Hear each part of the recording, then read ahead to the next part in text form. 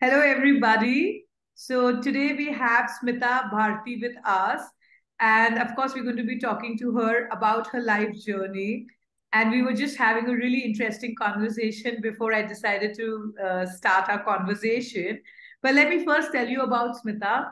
She runs a NGO called Sakshi, and she's a writer, director, change maker, and a survivor whose life started in 1995 after she walked out of an abusive marriage and embarked on a journey as a single parent of two with nothing but a suitcase full of poetry. So, of course, I'm going to ask her to throw some light on that. So today she's a Rotary Global Peace Fellow, a senior fellow of KK Birla Foundation, a Viscom fellow, and a recipient of the Karamveer Puraskar for Social Change and Justice. And of course, it's all about resilience with Smita. And Smita, just to tell you a bit about the Women Inspiring Network, it was started in the pandemic of 2020 when a good friend of mine said that let's do a webinar. And we did. I said, okay, I'll do it for you. He had no money, but I said, we have to have a few sessions on women change makers. And we had 70 panelists. And before I knew it, like 50% of the panelists turned out to be women. And the content partner was Women Inspiring Network. Mm-hmm. And, when I go back to when this started 3 years back, and we've done more than 100 panel discussions, 100 plus lives. We've had 30 million reach. We've lost count. And we have a lot of influential women on our platform, or women change makers, as I'd like to call them. It also kept me positive. When I was hearing these stories, it was inspiring me. So that's why the network is called Women Inspiring Network. It's a storytelling platform which inspires, creates, and shares and connects women with each other. And it's a movement to pay it forward. And it's been my happy space. So I hope when you become the interviewer, I've answered your question aptly. But truly, it's a pleasure to meet you. And I want your story, and that's why my first question is going to be because you left a marriage, an abusive marriage, in 1995, and I want to tell me in your own words what gave you the courage, what strengthened you, and tell us about your journey. I mean, from 95 to now, and in your own words. Wow, thanks, Tuti. I think you really answered my question because I am a firm believer that it's only when we share, it's only when we talk to each other do we realize that, we're not unique in our suffering, or we don't need to be isolated in our trappings that are keeping us bound to a place which is toxic.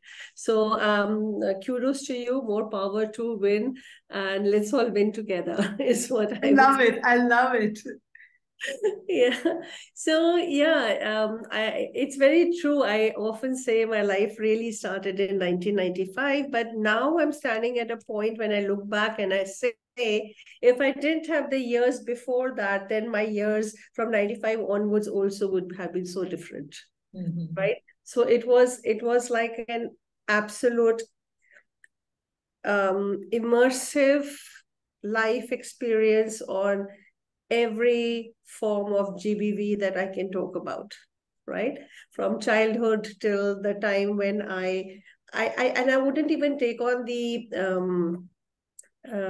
credit of walking out on the institution of marriage on my own as such. I think it's just like a lot of factors combined, and this sudden understanding came in about me that if I was as good as dead over here, then I might as well go and die outside. Because it's this whole thing that we have, no, doli jayegi, arthi aayegi. So I said, arthi aa gayi. The point of arthi has come, and so might as well now then just see what is beyond the arthi was the stepping stone. And yes, it was scary. It was extremely scary. It was, I think it was a fear factor that keeps you bound to something which is known. And to step out of that is almost like crossing a rekha, crossing that portal, crossing that into the unknown. It was extremely scary, but I think the courage came from just knowing that this is the end point here. So if this is the end point of the known, then I have to explore the unknown.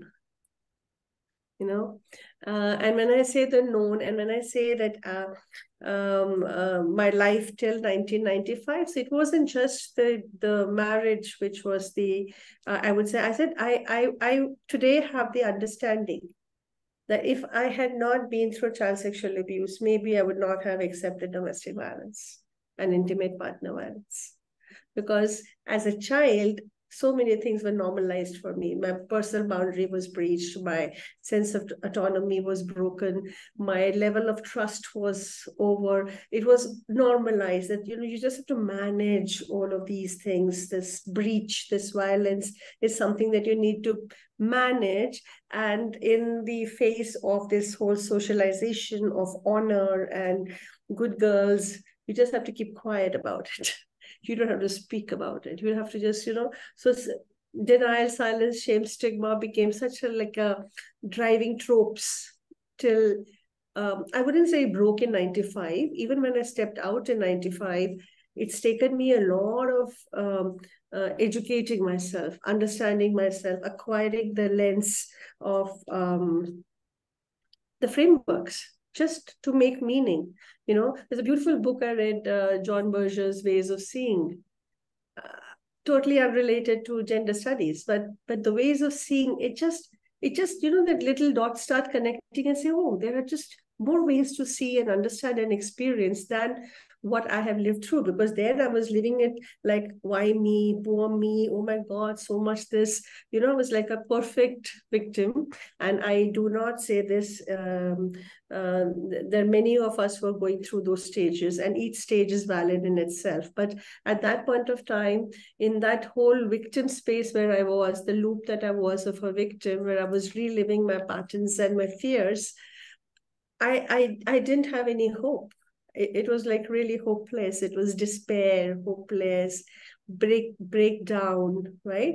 So my journey really has been from hopelessness to hope, from despair to resilience, from absolute breaking down to coming into strength and courage, and the courage that it takes to reach a certain place.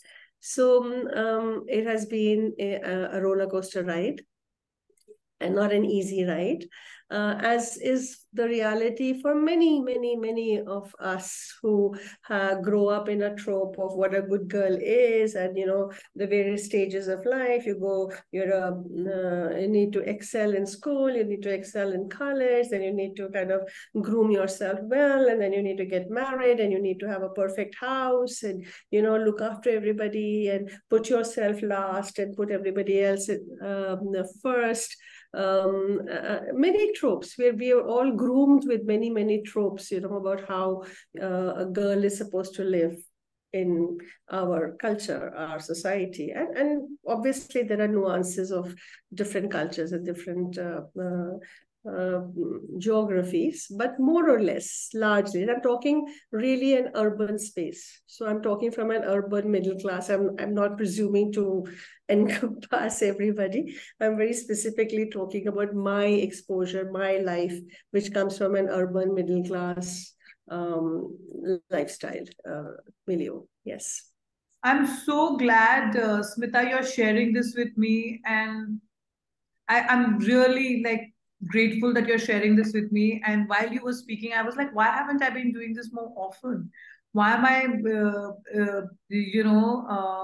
not getting more stories out there? So thank you. Today you are inspiring me and encouraging me. See, I'm getting my energy from you speaking. And thank you so much for sharing that.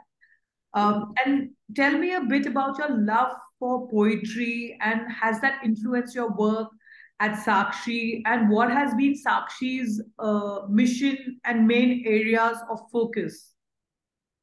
So these are two, what should I say, parallel rivers which have kind of come into a confluence for me, poetry and Sakshi. I've always been a person of words, right? As a child, I wrote my first play when I was like in grade 6 or something, which was performed by my senior classmates. in the school. I've always had words as my heaven, as a place where I would retreat, I would gain energy from.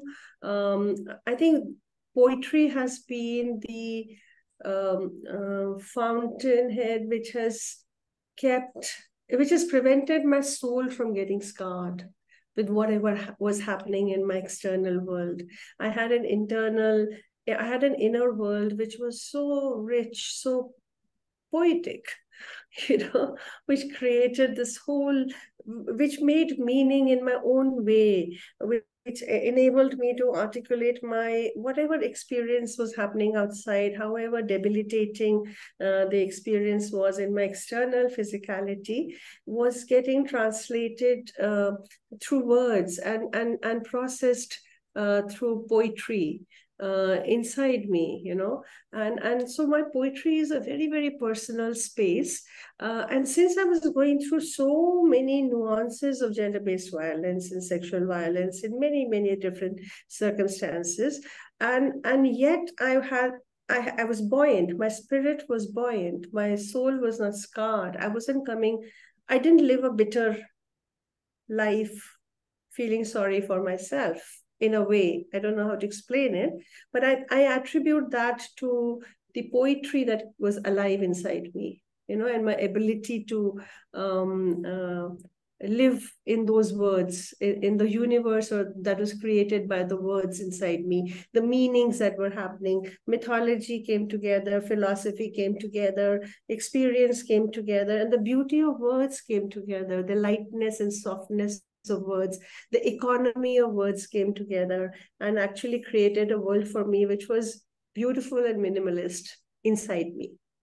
And I think that is what actually I brought into my work, into Sakshi, when I'm working with people who are living these realities, right?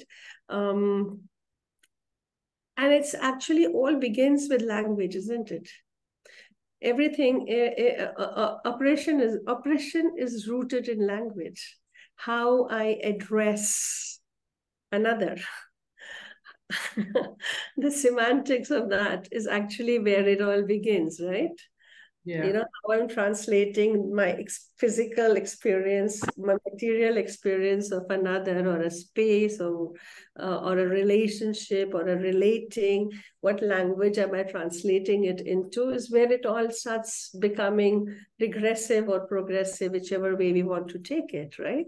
And so apart from this understanding of how important language is in the work that we are doing, poetry is also cathartic. Poetry is about hope, resilience, expression, articulation. It's about opening up this whole block that keeps us silent. It's about speaking up. It's about being brave. It's about being Beckhoff. It's about being courageous. So poetry and Sakshi kind of have a parallel journey inside me. And Sakshi, so I joined Sakshi. Sakshi was founded by Naina Kapoor and Jasjit Purewal in 1992. And I joined Sakshi a few years later when I was invited to work with, as a theater practitioner, with women who'd been through third-degree domestic violence. And they wanted to make a story on their story. And I said, okay, at that point of time, I was all about identity and representation, and why should politics, but why should somebody else tell your story? You should be the one you're not an object, you should be telling your own story. So I was coming from that whole space of finding myself. This is after 95. And so I worked with those women for a year and a half, I think, closer to a year. And then we put up, they put up their stories in their voices as a performance at the Habitat Center. And that was my joining of Sakshi. So Sakshi, since 1992, has been working to interrupt the cycle of gender-based violence, right? It works in an intersection of, what should I say, law, education, advocacy, behavior change, anything that can go towards ending gender-based violence. So Sakshi was responsible for the PIL, Vishakha, and others was the state of Rajasthan, which gave you POSH. It did Sakshi versus Union of India, which became the baseline for POCSO, JJ Act, as well as amended JJ Acts, as well as your sexual assault bill. And currently we're working on a project called the Rakshan Project, which is audacious ambition. Like you say, eradicate polio. And if you can say eradicate polio, I can dare to say eradicate child sexual abuse within families and communities, right? So we're working on the Rakshan project, which is in partnership with the Ministry of Youth Affairs and Sports. And we are working on prevention of child sexual abuse. Yeah. So experience, research comes together to say that 90% of child sexual abuse takes place within families and communities and trusted circles. But family is a social unit. How do you enter a social unit in a systemic manner? So we are saying, let's educate somebody within the family. An 18 to 22-year-old college-going student who's a young adult whose voice is recognized and respected within the family. Let's educate them. But with what? We educate them, and it takes care of the whole cycle, because we educate them on the root causes. Okay? How do you read the John Berger thing that I was talking about, ways of seeing? How do you read misogyny? How do you read sexism? How do you read patriarchy in your everyday actions? You know, what are the microaggressions that you're putting out? Girls and boys, all of us. And how do you replace them? Sorry, excuse me. Yeah, I totally agree with you. In fact, I did meet a lawyer, who was talking more about POSH recently, and she's come out with a whole book. But I love your thoughts. In fact, so I have my next question. How did you build your self-confidence? Of course, I understand there was, uh, your poetry, but tell me, how did you build your self-confidence, and what are the future aspirations for Sakshi? Like, what do you foresee it? And, how could you help others build their self-confidence in a similar situation? Like, I would really love to know your thoughts. I think building self-confidence is a very ongoing process, and we have to be honest about that. Okay, it's not like, wow, one day I have had this magic potion and now this green cup and this magic potion, and the next day onwards, my confidence is really going to be at the peak. I think it's something that gets built block by block, and it's something that you really need to keep working on, because there's so many voices which are tearing you down. And these voices not necessarily external. These voices are something that I have imbibed and made them into my negative voices in my head, which come up and are gaslighting me for myself. Oh, is this an imposter syndrome? Are you compromising? Or maybe you can't really speak up, or maybe you should take a sideline, or maybe you should bow down, or maybe you should not really express yourself, or maybe are you being too aggressive while you're being assertive? So there are lots of these voices that are there inside our head, which are continuously being powered by the environment. We're living in an environment which is not an equal environment at all. So building of self-confidence comes in through many actions. It's also about actually just believing in yourself, having a conviction that what you are believing in, where you want to move, the direction that you're moving forward in is meaningful for you. Meaningful for you, not for anybody else. It has to have meaning for yourself, and understanding, having information. The biggest hole in the bucket, really, literally, is when I don't know. And anybody can come and tell me and sway me. So informing myself, reading, informing myself, getting to know, getting an understanding, getting a framework, I think is really, really critical. And just keep working on ourselves, because it took me, I'm 59 today, right? I was sexually abused as a child when I was 8, 6, 8, 7, It's taken me this long to be able to say it, and say it without a sense of shame and burden. I Say it that the shame is not mine, it's somebody else's. It's taken me exactly. this long to be able, because anything which has happened to you sexually violative becomes the individual's burden. It isn't. The violation was not of my choosing, right? It wasn't of my choosing. So how can the shame be mine? And that these are the little, these seem like little steps, but this is like literally a huge leap of understanding and of shedding this whole socialization that happens about what good girls are all about and what is honor all about, and literally actually stepping into a rights-based existence. Yeah. So all I would like to say is practice self-compassion. In fact, I have a very popular play called 45, 35, 55, in which there's this woman who's 45 years of age today, and she had been sexually assaulted when she was about 20. And 25 years later, she's sitting there and she's doing all of this. She's like a funny woman, trying to heal herself. And she's doing chakra healing and incense candles and, all of that kind of stuff, colored candles. And she says, all my life, I've just been trying to find love and compassion for myself.